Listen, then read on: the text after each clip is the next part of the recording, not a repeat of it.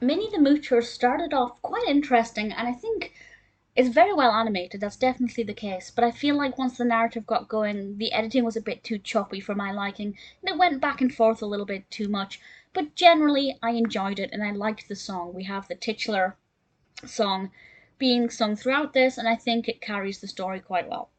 This is about 8 minutes in length. It was released in 1932, directed by Dave Fleischer and Willard Bowsky. And in this Betty Boop episode, Betty Boop and Bimbo run away from home together. I love the scene that happened before they run away and how relatable Betty Boop was to the average viewer, how she feels like nobody listens to her and people aren't paying attention to her and they're trying to control her and demand that she does things she doesn't want to, and she decides to run away.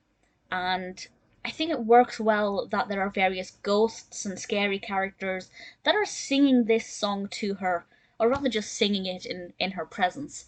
And it shows that running away can be quite scary and it's maybe not the right thing to do. So I like the fact that it showed Betty Boop being scared and feeling vulnerable rather than, running away and having a fantastic experience.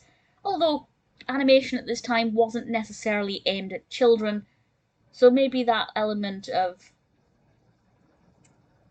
vulnerability is not necessarily aimed at younger viewers, but at adults who can, we still feel a same great range of emotions that children do. We just often have to grin and bear it sometimes because that's what we're conditioned to do.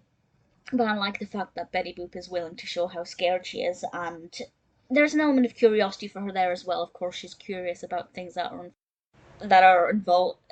evolving around her. I didn't mind it.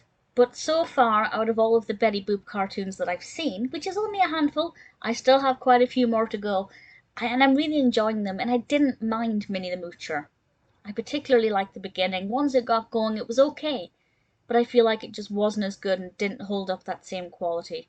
So obviously I'd recommend it.